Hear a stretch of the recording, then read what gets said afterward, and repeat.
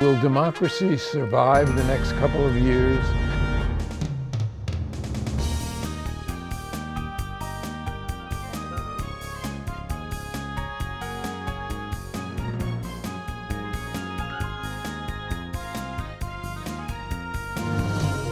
Access to Democracy is made possible by donations from the following organizations. Thomson Reuters, a global company with expertise and insight to unravel complex situations in the areas of law, tax, compliance, government, and media. Their worldwide network of journalists and editors keep customers up to speed on relevant global events. Thomson Reuters, The Answer Company. Crutchfield Dermatology, a full-service treatment center and Medi-Spa in Eagan. Their goal is to help you look good and feel great with beautiful skin. With service built around courtesy, dignity, and respect, Mayo-trained Dr. Charles Crutchfield personally treats each patient and is acknowledged as one of the nation's best physicians. Truestone Financial, with locations in Minnesota and Wisconsin, has proudly served its members since 1939. Truestone engages, educates, and supports its members to ensure they have the tools to empower their financial well-being. Truestone Financial, your neighborhood credit union. Learn more at truestone.org.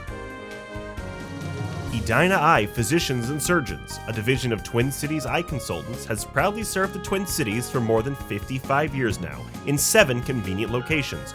Using the most advanced technology combined with human touch, Edina Eye offers comprehensive services and dedicated specialists committed to excellence, with innovative procedures and expertise for the most advanced eye care.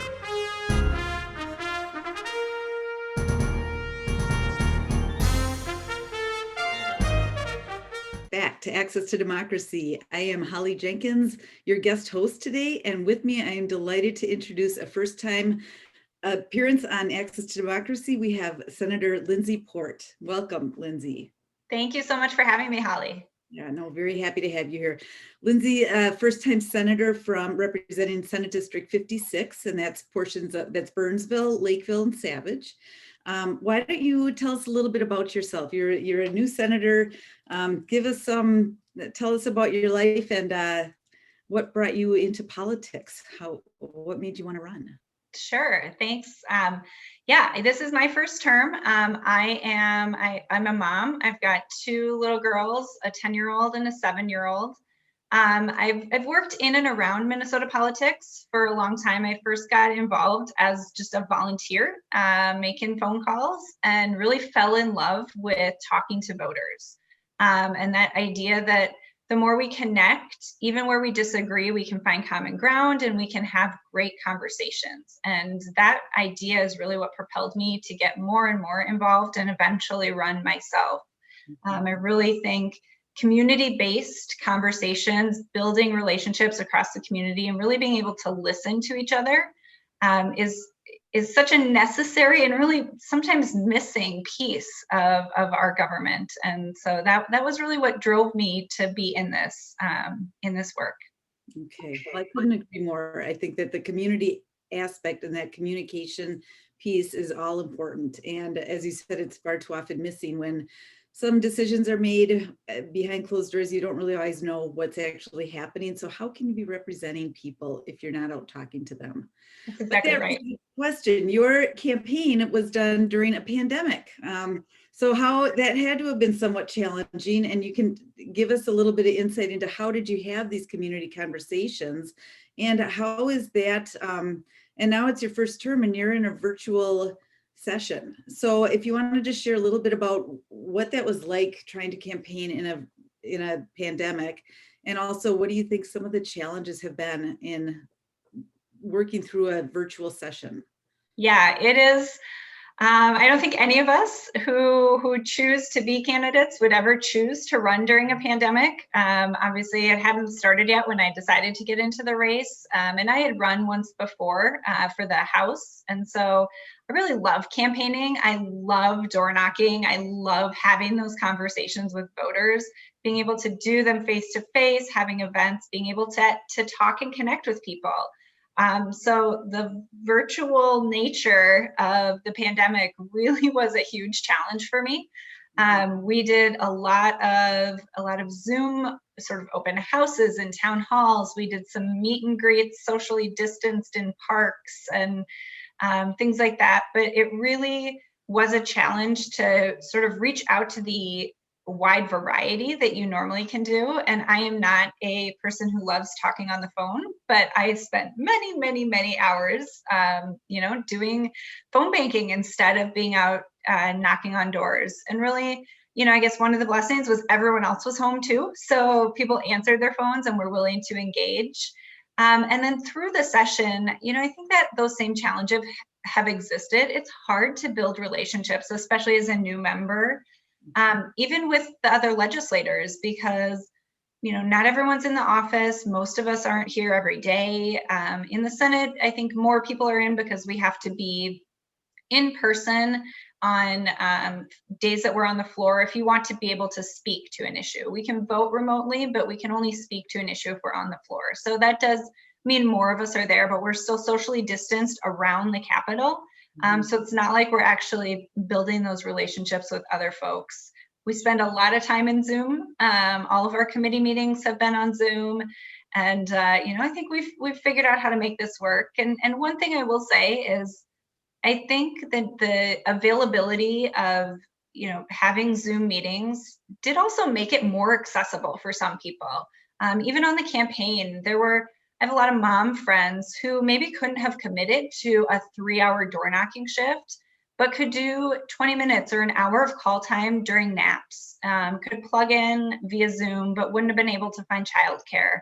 And that's the same thing we're seeing from constituents here at the Capitol is folks who wouldn't have been able to come down here from all across the state are able to connect with us because we do have, this avenue is our only avenue. So I think it's something that we'll try to figure out how to hold on to pieces of it, even as we start to be able to do more in person. Yeah, no, that makes a lot of sense because there are pros and cons to our virtual world. And I think that you hit on one of the most important is that it in many ways is allowing more people to participate in this process or at least witness it, hear the discussions and the conversations that are taking place. Now you mentioned the different committee hearings and meetings. You sit on 4 different committees, is that correct? And one of them being the Housing, Finance, and Policy. Yeah. Share with us a little bit of news. Housing is such a concern for so many, and the pandemic made it even more obvious of where we have a lot of downfalls and a lot of need. So what are some of the issues that you're working on in the housing realm? Yeah, housing it's not an area I'd ever worked in before coming to the legislature, but I've completely fallen in love with it. And part of that I think is due to the makeup of our committee. We really have a genuinely engaged on both sides of the aisle committee that has really been invested time into hearing from all sorts of different groups and people, and the commissioner has really engaged with the committee. So we've been able to have really broad conversation, and I think together we all share the desire to really move action on affordable housing.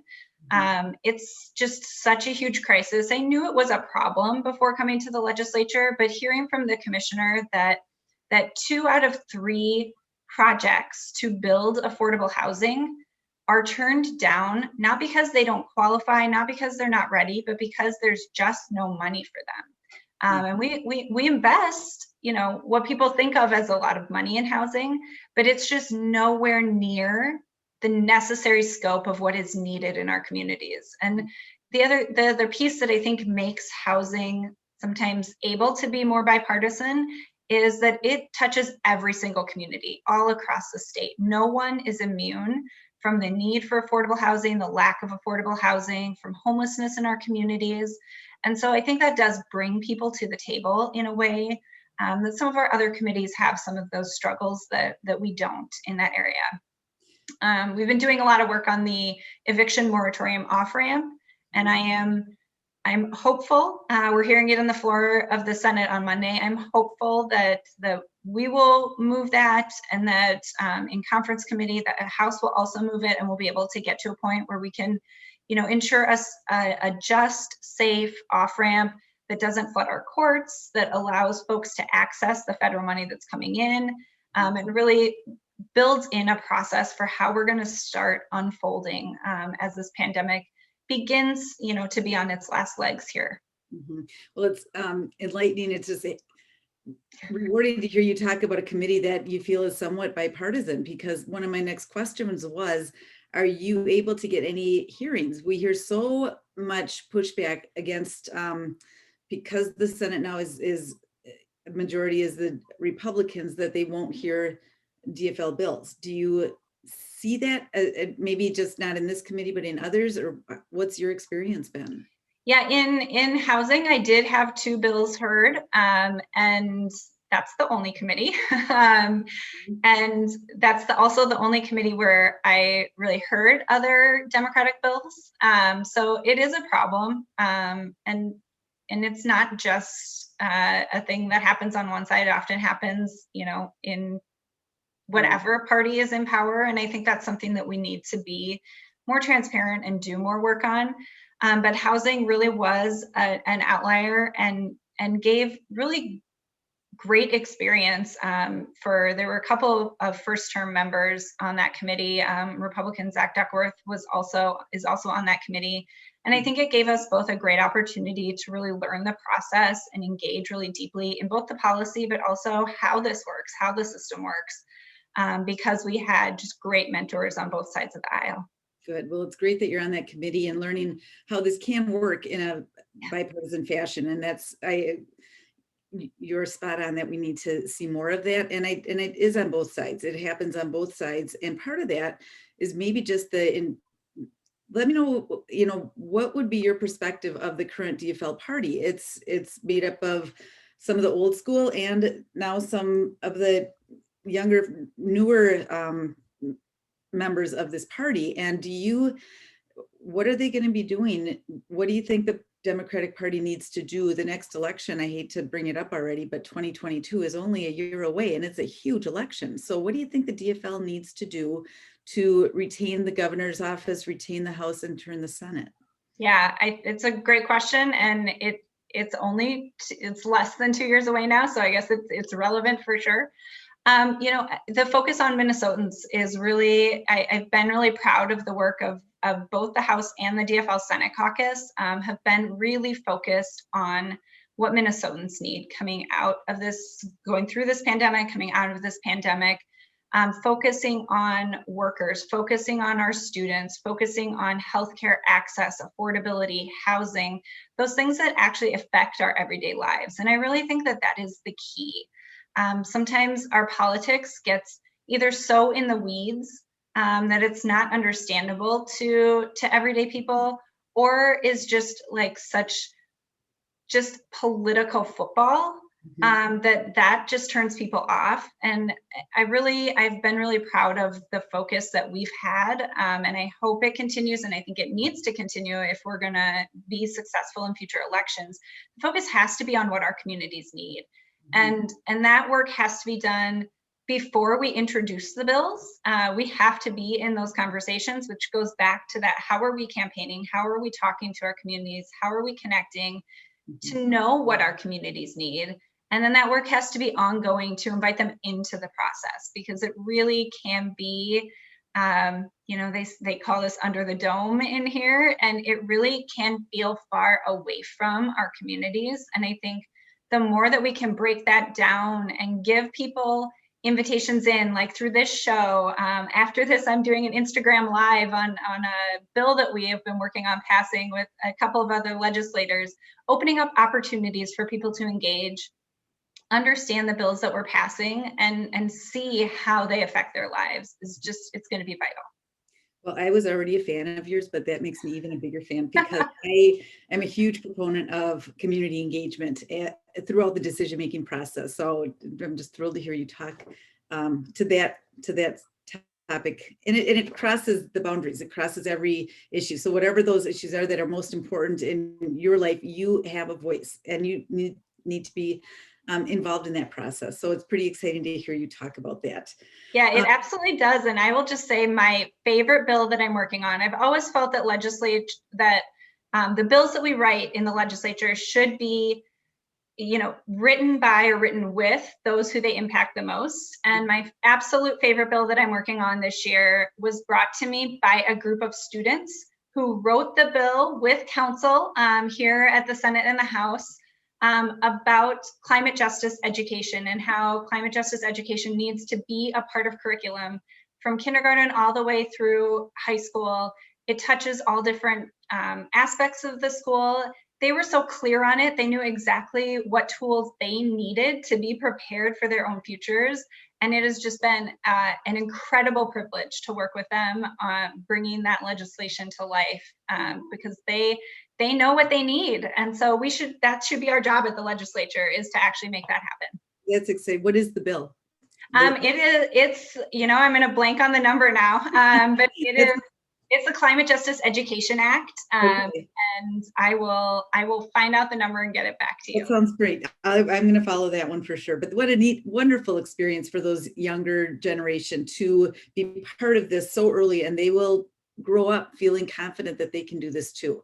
But you've gone beyond just, this bill is a great example, but you also have a nonprofit that is helping people become part of the process as candidates. And if I understand correctly, we even hold events that aren't just for candidates, it's for people to just network and build relationships with each other. How is that, my turn to the Blueprint campaigns, that's what the nonprofit is called. And how has that been operating now while you're very busy in session? Or do you want to share a little bit about the nonprofit? Because it is such I'm going to back up a little bit and just point out, so many times people come to you're down to the final two people on a race, and you throw your hands up and say, it's going to pick the worst of two evils, or they don't want to vote for either of them. And when I hear that, I say, well, then you need to run. You need to put your self out there and run for office, and you're helping people do just that. And so I just would love to hear more about the nonprofit work you're doing, and how is that managing while you're also in session? Absolutely. First, I'll say it's Senate File 666 is the climate justice bill. Okay. I should remember that one off the top of my head, but I am one of the co-founders at Blueprint Campaigns, and I was the executive director up until the end of the year. And then as legislative sessions started, I stepped back from that role, and our previous training director became the executive director, and I'm now a senior advisor. It's like the work I'm proudest of in my life, because it came out of me running the first time and realizing, after not just my own run, but building relationships with candidates all across the state, that there are real barriers in place to women, to people of color, to young people, to people who do not come from wealth, running for office. And that many legislative campaigns are run, on shoestring budgets with like our neighbors and friends as our campaign staff. And so what are we actually doing to build that infrastructure in a lasting way in our communities, so we're not also just reinventing that wheel every 2 years or 4 years? Every time we get a new candidate, then you start completely from scratch. That really holds a community back from building its own power. And so I started a nonprofit that does training for candidates, for sure. We do that, non-traditional candidates, women, young people, people of color, people from the queer community, and people from low-income backgrounds, but also for the volunteer staff around them, for nonprofit leaders, for community activists who want to get more involved, learn the process, both from the candidate side and also the staff side, because we see those same inequities in diversity are also in staff as you move up through the ranks, and that seeps into our policies. It really does mean that we don't get the real expansive ideas that are available in Minnesota because of people's life experiences and the work that they've done. And so I love the work that Blueprint does. I miss it when I'm here, but this is a full-time job for these 6 months anyway. And so really proud to have a fantastic team ready to take the take the reins at Blueprint, and they are doing great work, and they're starting a cohort right now. So if you're thinking about running or thinking about working on a campaign, you can check out Blueprint Campaigns, and they have applications open for their next cohort as well. That's really nice to hear, because just like you said, sometimes people will hold off running simply because it's an overwhelming task to learn how to run for office, and to help make that bridge is really a value to the community. So that's great to know about. Some of the addition, you mentioned that, that this wasn't your first campaign, and I know that in 2018 you had run for House, and you ran into, was it 2018? I ran in 2016 and was going to run again in 18. Okay. And it was partly because pushback from some of the statements regarding the MeToo movement. Now I want to, we can talk a little bit about what happened, but in addition, it's that whole issue has taken a little bit of a backseat with all of this, the current civil unrest that we have due to the systemic racism, the pandemic. I mean, that doesn't mean the MeToo movement has gone away. And I think that it was somewhat just reinvigorated by a recent Supreme Court case that declared, kind of overturned a rape verdict, because legislation states that if a woman is drinking, is not forced to get drunk, if she happens to have had too much to drink and is raped, you're not convicted.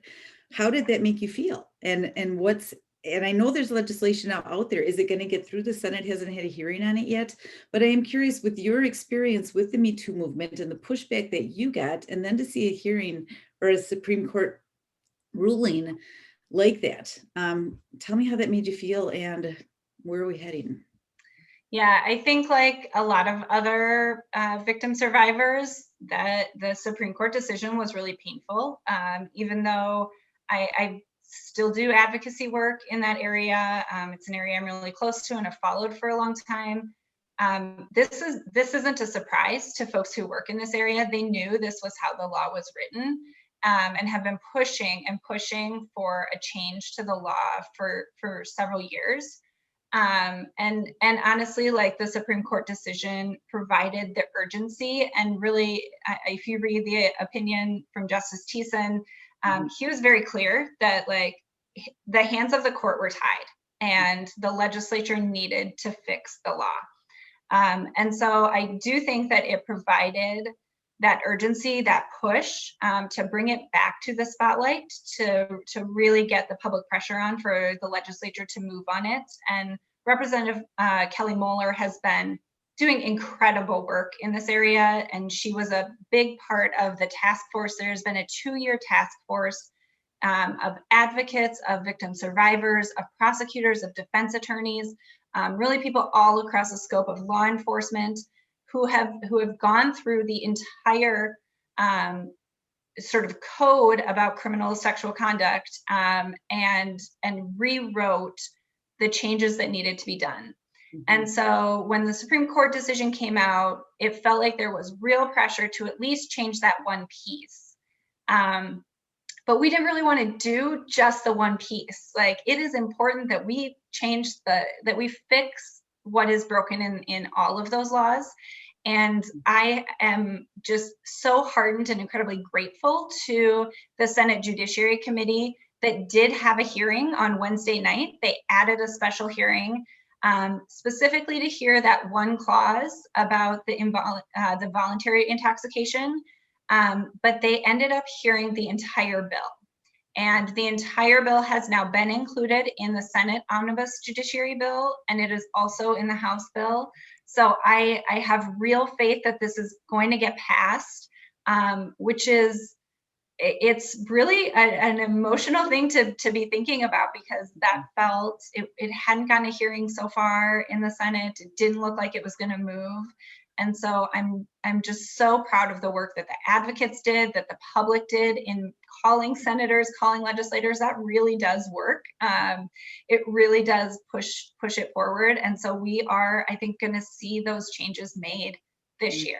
Wonderful. That is really great to hear, because by the last I had heard on it, it had been stalled. And so I'm grateful to hear the update on that, and that it is moving along, because that seems like a loophole that needed that one piece, but as you said, there was more than just that one part. So I want to talk about one more piece of legislation that you've worked on with regard to the landfill, the Burnsville landfill. And do you want to just give us an understanding of the bill and where it's at? Yeah, so the landfill in the bill is the freeway landfill it's been closed for many years. And Minnesota has a closed landfill cleanup project that is how, as a state, we have a fund that goes in and cleans up closed landfills. This is an old landfill. When it was first put in, it was unlined, which obviously we know now it is not acceptable and seeps into groundwater and things like that. And so it does need to be cleaned up. This has been an ongoing process for over a decade. It does feel like we are getting to the point where there is consensus that we cannot wait any longer on this. It is on the banks of the Minnesota River. Was now just recently, the Minnesota Pollution Control Agency tested for PFAS chemicals, which are really dangerous sort of forever chemicals that can cause cancer and death. And they're over 700 times higher than the allowable amount around that landfill. So it really is, it's absolutely has to get done. There's a piece of legislation that the MPCA needs, just some enforcement language around how they can spend those funds to come into the landfill. That bill is moving through the House. It was not included in the Senate environmental bill. I plan to offer it again as an amendment on the floor when we get to that omnibus bill, but I'm hopeful that we can get that included so that they can move forward with that project. But otherwise, the plan is to bid that out through this summer and fall through the MPCA, and the hope is that it would be in the bonding bill for next year. Okay. Well, good for you. Thanks for taking that on, because especially in your district, it's a huge concern. And as you said, that needs to get done. And if you think people need to make some phone calls, here's your chance. Let us know if we can be who we need to be calling to make sure that this moves forward. Yeah, it would have catastrophic consequences if we didn't do it, and it would affect the Minnesota River, which would flow all downriver from us. 17 states below us would all be affected. It would be catastrophic. Mm-hmm. So, Chair Ingebrigtsen, Senator Ruud, those are the folks deciding what goes in that bill, putting pressure on them to take the amendment when we get to the floor, and then also supporting our folks on the House side. Representative Sandy Mason and Representative Jess Hansen have worked really hard to make sure it's included on the House side. And so continuing to support them so it can get through in conference committee. Well, that's fantastic. We have just a couple of minutes, maybe less than 2 minutes, I believe. And I wanted to just ask before we close, we talked about so many topics. If there's one key takeaway that you want people to remember, that you want people to absorb from this, what would that be? I think reach out to your legislators. It is so important that we hear from you, that we hear what's important to you. I want to know, even when we don't agree, it's important for me to have conversations and understand where folks are at. And I want to always be able to explain, the decisions that I make. And we can't do those if we're not in conversation. So I think all across the state, it's really important that folks are having conversations with their legislators. We are here to do the work of the people.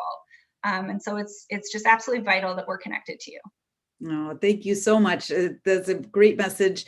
And for somebody like you who enjoys door knocking and talking to people more than anything, you're so easy to talk with. And I hope that folks will take you up on that offer. Thank you. We didn't get to nearly all the topics I hoped to discuss, so I hope you'll come back and join us again another time. But thank you so much for being there, for running and doing the great work that you're doing. I would love to come back. Thank you so much for having me. Thank you. And thank you for watching Access to Democracy. We will see you next time.